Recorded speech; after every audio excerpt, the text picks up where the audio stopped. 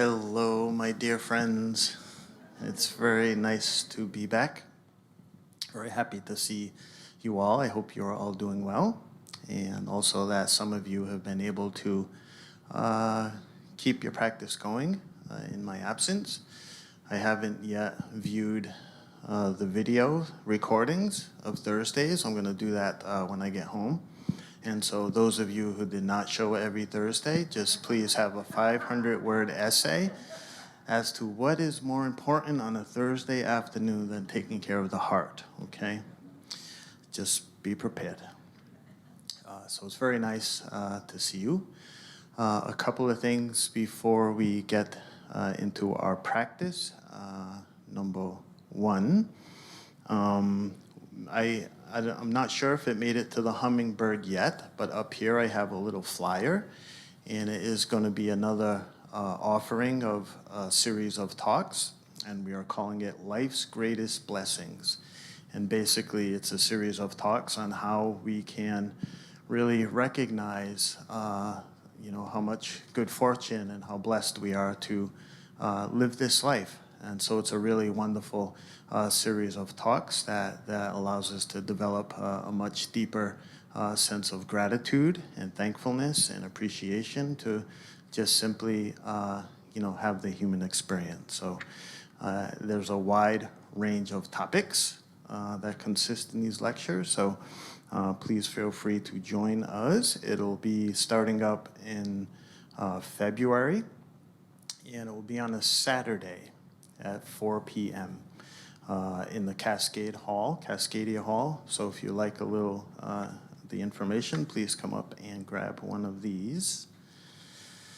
And secondly, much thankfulness and gratitude to Erica for help facilitate the meditation groups in my absence. So Erica, thank you kindly. We appreciate you for your time and your energy. Okay, so let's get right to it.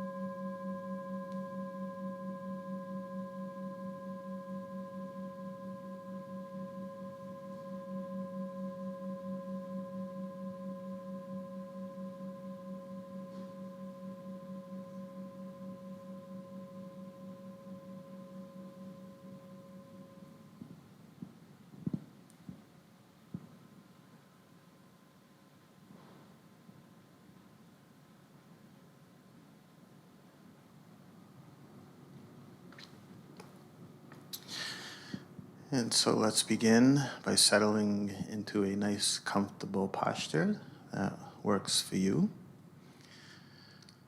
And we just basically want to sit comfortably. And before we get into the mindfulness or breathing, just do a little reflection, a sort of checking in with how I feel. Whether it's some physical sensations. How does my body feel at the moment? Very simply, am I relaxed? Is there some tightness or tension somewhere? My legs, face, shoulders, wherever that might be. Or does everything feel relatively neutral? And also just a little reflection on what is the condition of my mind? In a very simple way, just, if I noticed, or am I carrying some anxiety, maybe a little agitation, maybe some fear, or maybe the mind feels very peaceful, feels very calm. And then at the end of the meditation, we're going to do the same thing. So hopefully after a little bit of mindfulness or breathing and relaxing, there'll be a noticeable degree of physical relaxation as well as a calming of the mind. And so that's our indication. That lets us know we are practicing well. And so we don't get overly analytical, just a simple little reflection on how the body feels and how is my mind.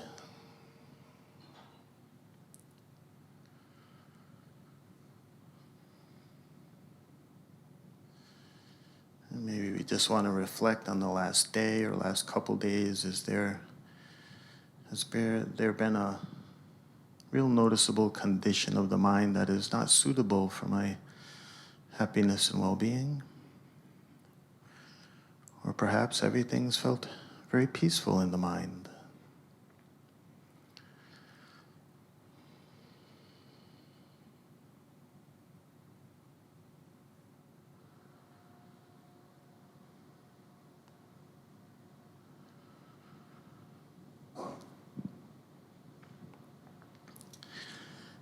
And so we begin to get our head and spine in a line. We relax the shoulders.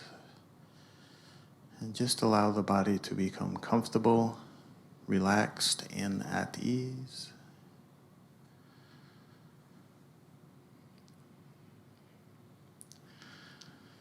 And right now we want to just have a whole body awareness. Just become aware of the whole body in the sitting posture. And then we want to stabilize and steady the mind in this whole body awareness.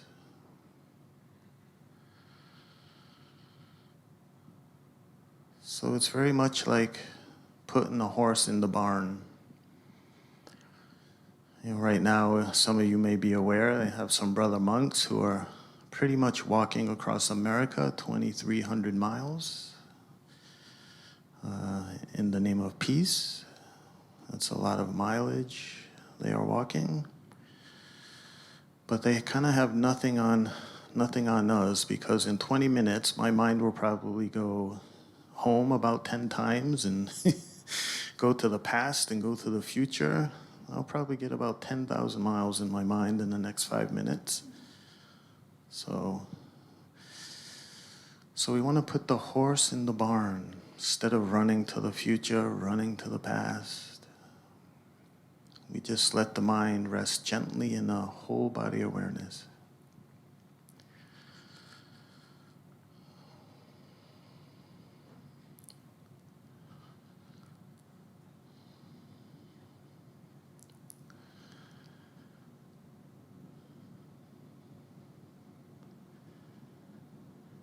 And so in the same way that our brother monks are, with each and every step, cultivating peace for their own happiness and for the happiness and well-being of others, we're going to utilize each and every breath.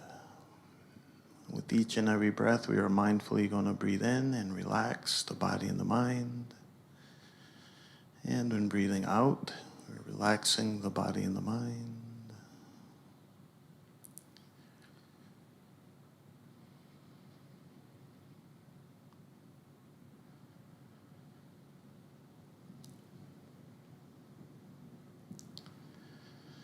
And before we settle into a nice mindfulness or breathing, let's take a few moments and do our usual body scan or body sweep, and that just allows us to really begin to settle into a nice, calm, peaceful body and mind. And so in a simple way, we're just going to move mind's attention through the basic parts of the body. We just want to hold our attention. Like an example, if we're at the hands, we're just going to rest mind's attention at the felt sense of the hands. And then we're going to relax and soften that particular body part. And so it's not something we really have to think about. It just takes some effort and some energy just to move mind's attention along and to relax. And that is it. And then we will see what happens as we go. And so this week, let's begin with the face and the head. We just become aware of the face and the head. And just maintaining that felt sense, holding mind's attention. And we want to relax and soften the face and head. All those little muscles, the forehead, the temples, around the eyes, behind the eyes, nose, cheeks, relaxing the jaw, the mouth, making sure we're not clenching our teeth. And don't forget the side of the head and the back of the head. And let's just take a moment to relax and soften the face and head.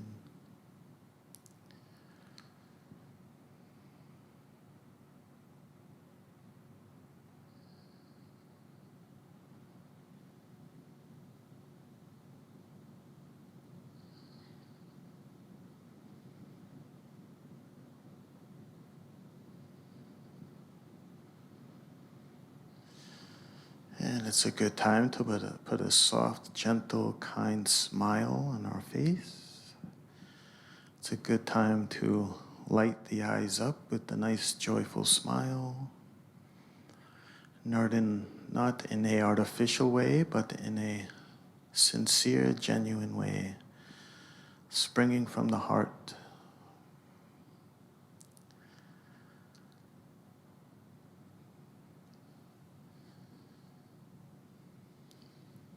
Just a moment to recognize how wonderful it is to be able to sit here and take some time to take care of the heart,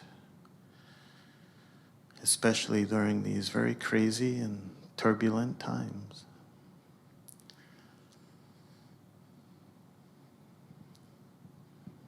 When we can lighten the heart with a smile and put a smile on our face, we are cultivating the quality of joy and happiness. When we can cultivate this quality within ourselves, we bring this quality into our lives, our environment, and into the world. So it's very important. And now let's move our attention to the neck and throat, relaxing, softening the neck.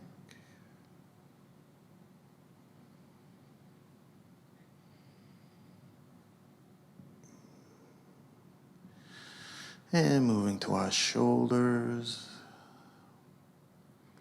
outer shoulders, the front and back of our shoulders. And mindfully breathing in, we're relaxing, softening the shoulders. And mindfully breathing out, we relax, soften the shoulders.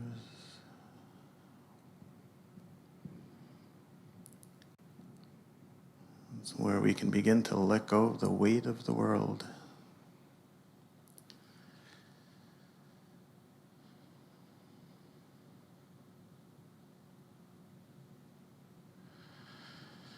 And now let's go down the arms, beginning with the upper arms, from the shoulders to the elbows.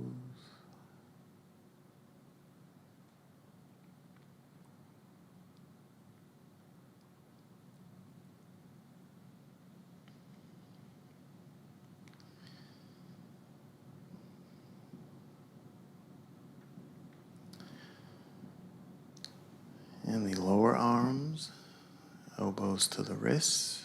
We're just holding our awareness. And relax and soften the lower arms.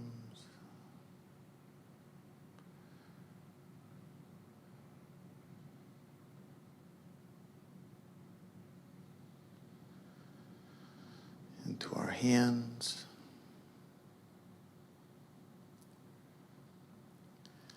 Making sure they're resting gently on our lap. And notice whatever is noticeable in your awareness. Maybe some tingling, some sensations.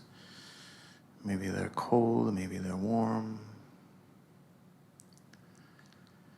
And relax and soften the hands, all those little muscles in the palms, the back of the hands, right down to the fingers.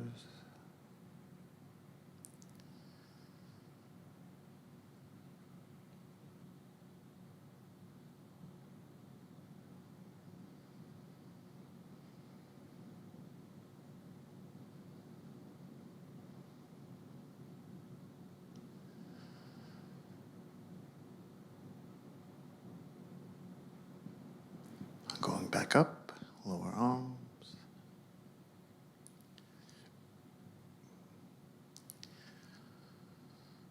And the upper arms, elbows to the shoulders.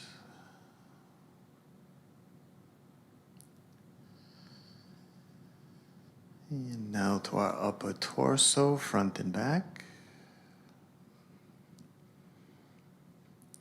And I always like to take a few moments here to really relax and soften the upper torso. I find this area to be particularly soothing, this exercise. I'm breathing in, calming, relaxing, upper torso. And especially on the out breath, relaxing, softening upper torso.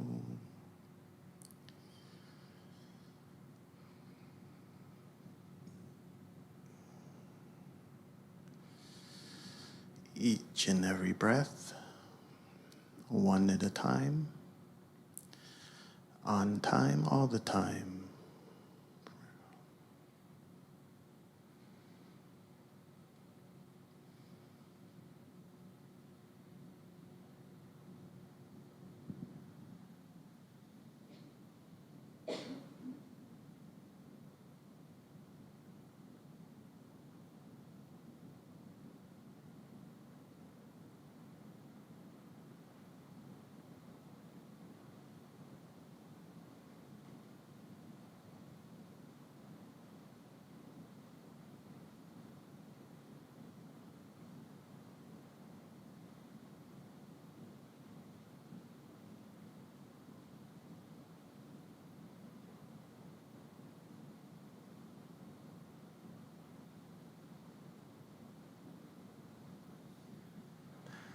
Now let's move our attention to the lower torso, front and back.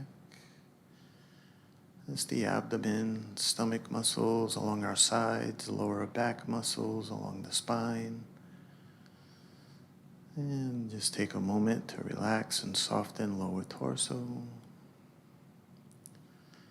So that's something we have to think about.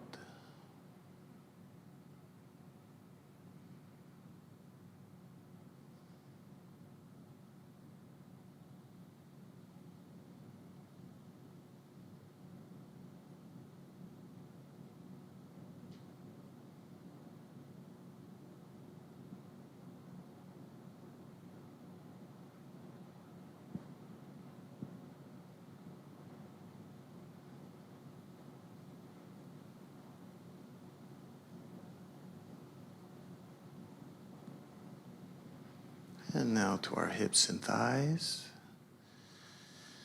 And relaxing, softening hips and thighs.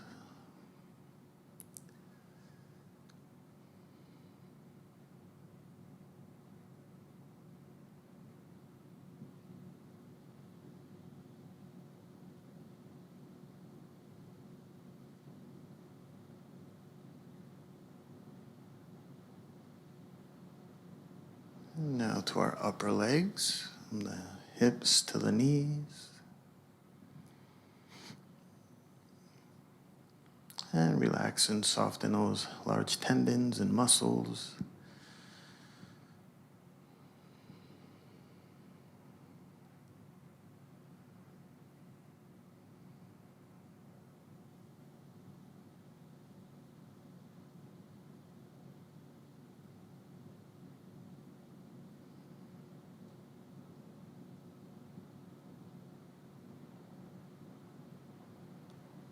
And now to our lower legs, knees to the ankles.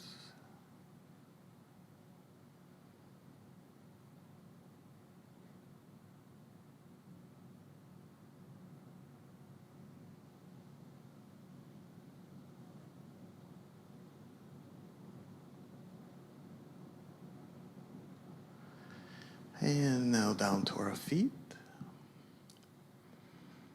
And relax and soften all those little muscles.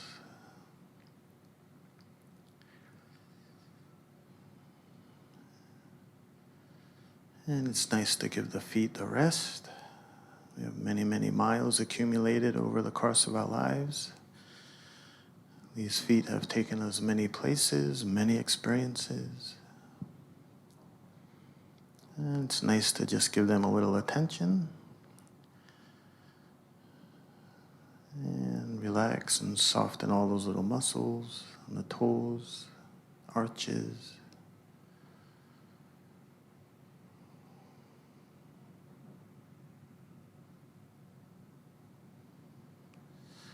And now let's expand our awareness from the feet right up to the top of our head, and so that it includes the whole body. And we're going to try to maintain this whole body awareness for the remainder of the meditation.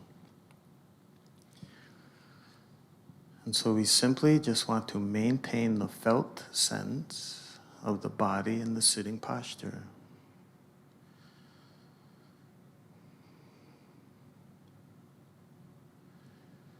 And so it's not a rigid outline, it's just a general felt sense.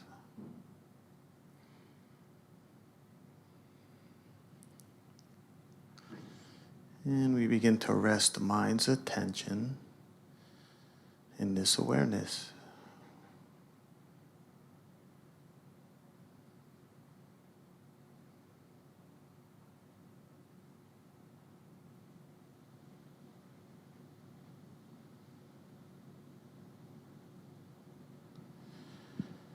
And it's a good time to make any adjustments, making sure our neck and spine is in a line. And that we really settle into a nice, comfortable posture.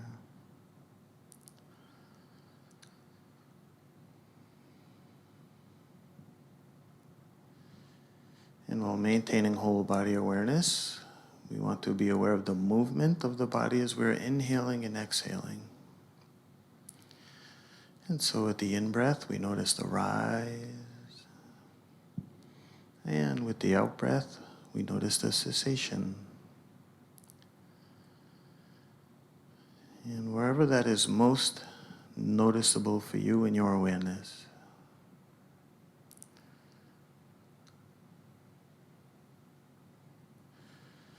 And so we're not falling into a narrow concentration kind of meditation, just focusing too intently at the tips of the nose or just the belly button. This awareness is much more open and spacious.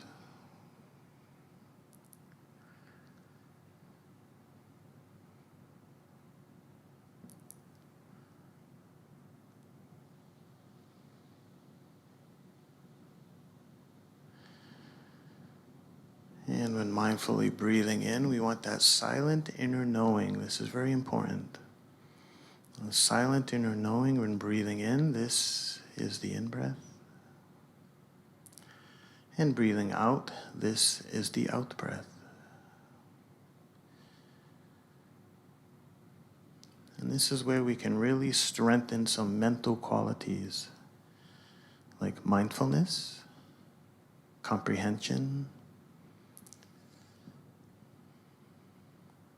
and attention. It's not something we have to think about, it's just a clear knowing, a clear seeing when breathing in, rise of the in-breath, and when breathing out, cessation of the out-breath. And this is an exercise that allows the mind to stay with the breathing. It allows us to develop a continuity to mindful attention, which begins to calm the mind. In the same way we are stilling and calming the body, through mind's attention, we are calming and stilling the activity of the mind. It's that silent inner knowing.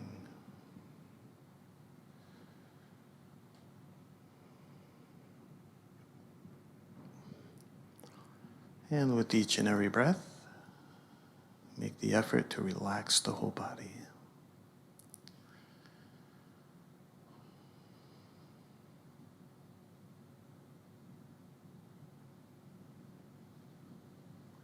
And so if you wish, let's practice in silence until the bell.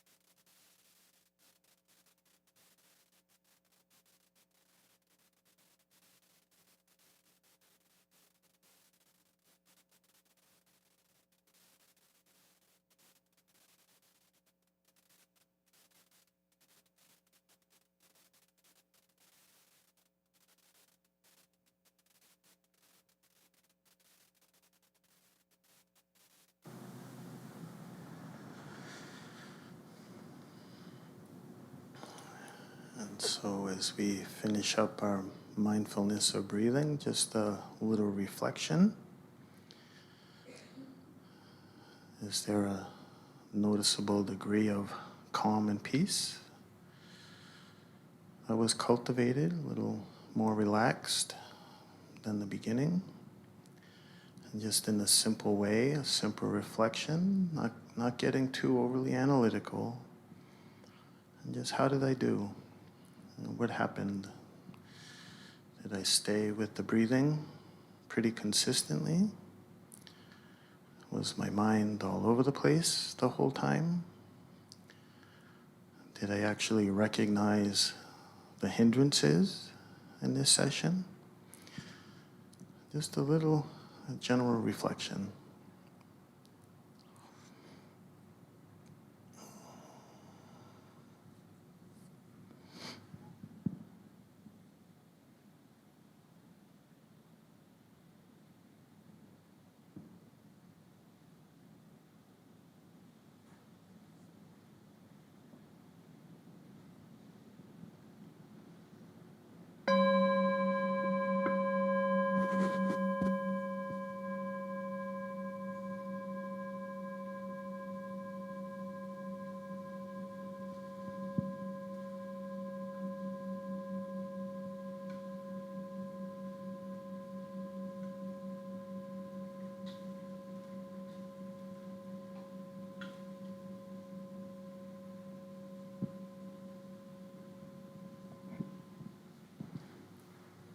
Okay, well done, everyone.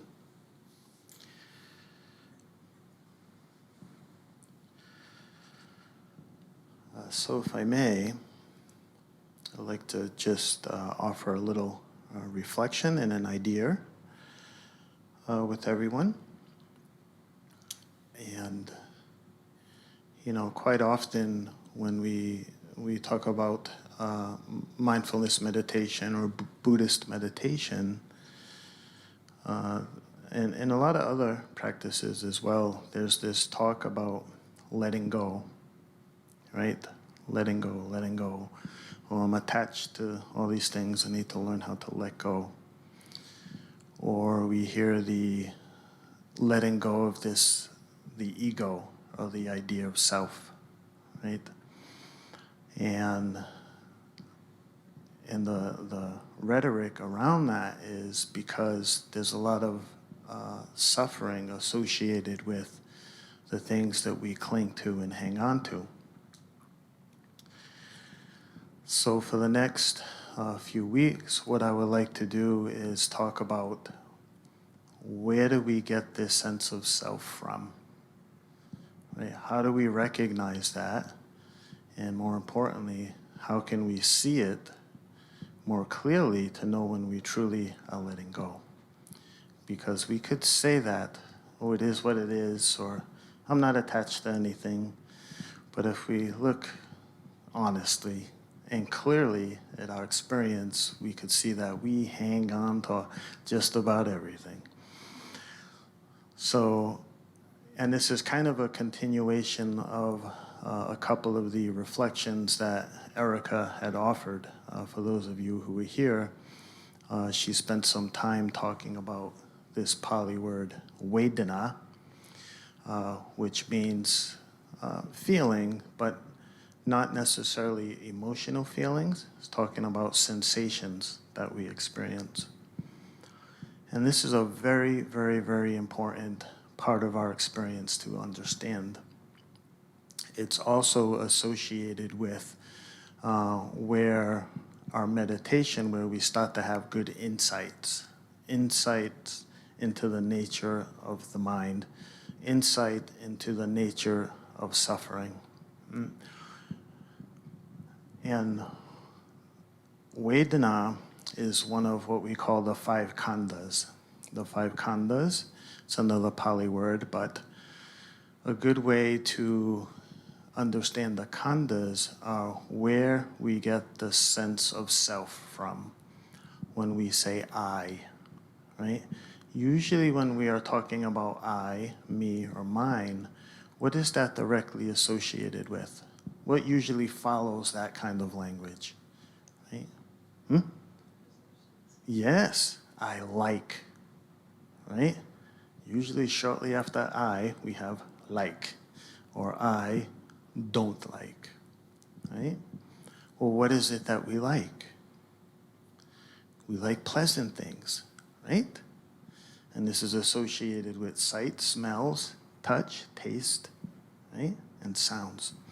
I like this kind of music. I like the sound of that bird. I like to wear these kinds of cottons on my clothes. I like to eat certain kinds of food, right? Why? What are the things that we like? We like the pleasant things. So why is this important?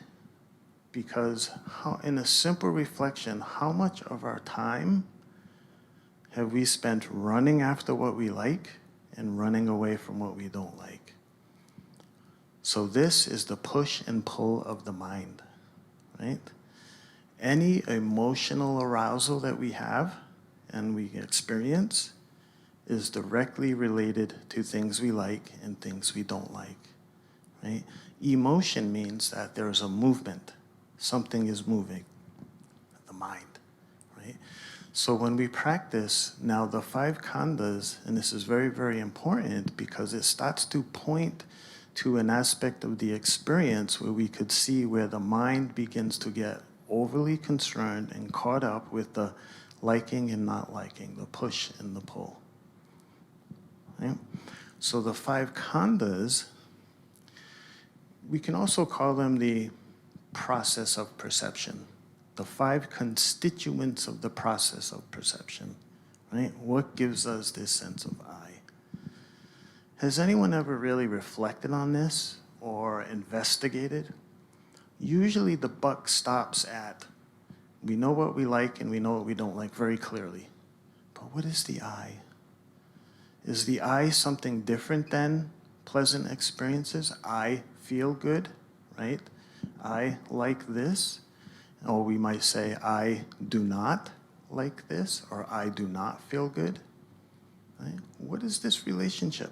What does that look like? It's very, very important. So the 5 khandhas are basically our physical form, the sensations of the body, right? Perception, our mental constructs, and consciousness. So an example would be if I say to you, tell me about yourself, right? How do we express ourselves to somebody else? I like Thai food. I like Italian food. I like jazz music. I like the smell of lilacs. I don't like the smell of mothballs, right? So some people like these things and other people don't like these things, right? So these 5 khandhas, when we start to take a look, we start to see where this is coming from. And this is of great importance because when the insight that we start to have, now if you notice, these 5 khandhas form the body, feeling, right? Perception, our mental volition. That sounds very familiar, doesn't it? When we practice mindfulness meditation, what are the 4 foundations of mindfulness? Mindfulness of the body, mindfulness of sensations, right? So in the mindfulness practice, we're making the effort to establish mindfulness, which is a clear seeing, a clear knowing, right? But we're taking a look at the inner experience. Instead of all of our attention going this way, we're placing mindfulness on the inside. And that's why we begin with the body, right? Once we are mindful of the body, what do we begin to see, right? We begin to see how our environment is affecting us, right? And so each one of these practices allows us to establish mindfulness in such a way where we can see. So why this is important? Because in understanding this aspect of our experience is where we can truly begin to let go, right? Once we have the insight and the knowing and the wisdom of understanding our very own experience And then guess what happens? It happens automatically, right? We're not so affected about what we see, hear, smell, taste, and touch. We put on the news. We see awful things happening in the world, right? What usually happens? Something came through the ear, we heard a sound, we heard a concept, right? We reacted to it, up comes the emotional arousal. So with the mindfulness practice, we are setting up mindful awareness, a clearly seeing and knowing, on the forefront of our experience. So when we're looking, we know the same way when we are attending to the breath. That's why that little exercise we do in mindfulness of breathing is very important. Knowing when breathing in, I am breathing in, knowing when breathing out. That knowing mind, mindfully comprehending what we are paying attention to, is of the utmost importance, because we could start to, when we're looking at something, we know what we are looking at, right? When we are listening something, we know what we are listening at. If we are not mindful of these things, what happens? Right? We are running away from something we don't like, or we're spending half the day PO'd because we've heard something, right? My family member said this, family member said that. And that's because why? We're not even understanding our very own experience. Then we get caught up into the emotion, and then all day goes by, and then at the end of the day, we're all stressed out, we're exhausted, trying to sleep. We can't sleep because the mind is going 100 miles an hour because of what's going on in the world, right? And so that's the cycle. There's not much peace in that, is there? No. So the understanding this process is where we can truly begin to let go. And what happens is we're not overly concerned about what I think, what I feel, what I want, what I don't want. So that's the serenity. But this is just not a surface, superficial kind of, oh, I have a moment of peace because I'm sitting in silence and doing mindfulness or breathing.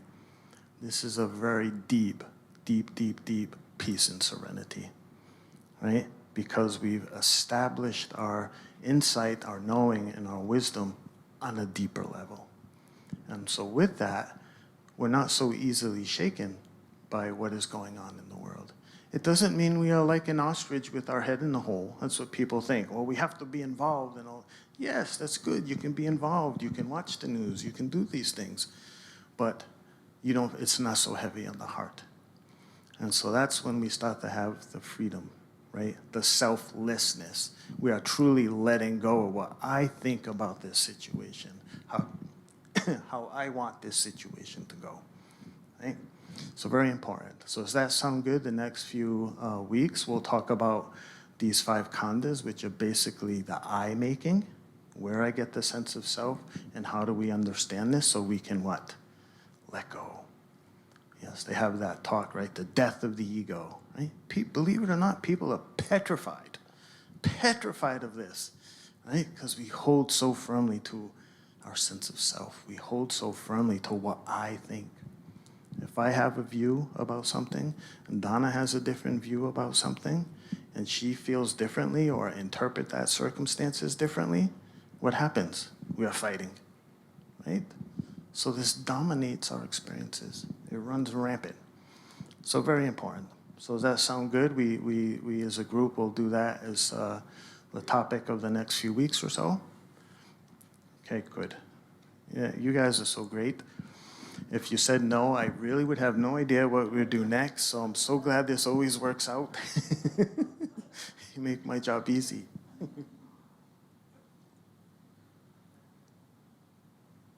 So please come up if you're interested. It's a wonderful series of talks. It's a kind of a classic teaching that our tradition does. So please come up and join us. It is recommended you pre-register. They just try to get a sense of who's going. You don't have to. And you also do not have to register for each class. You just register one time. And you don't have to attend the whole thing. You know, if you're just free a time or two and you want to stop in or you try it and you're not too interested in it, that's okay.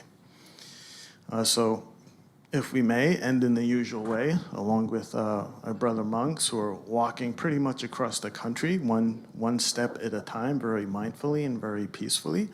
What we try to do is we do the same thing in that same spirit.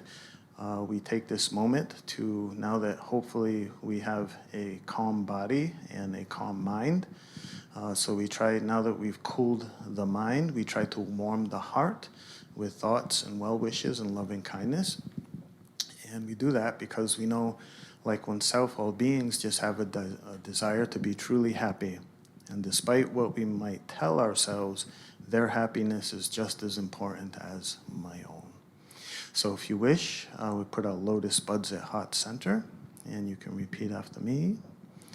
And more than the words, it's a deep, sincere wish springing from the heart. May all beings be well. And may all beings be happy. And may all beings be peaceful. Namaste. Thank you kindly, everyone. It's very wonderful. It warms my heart to see you all here and for us to be able to resume practice together. So be kind, be well, be wise, be peaceful, and life permitting, we can do this again next week.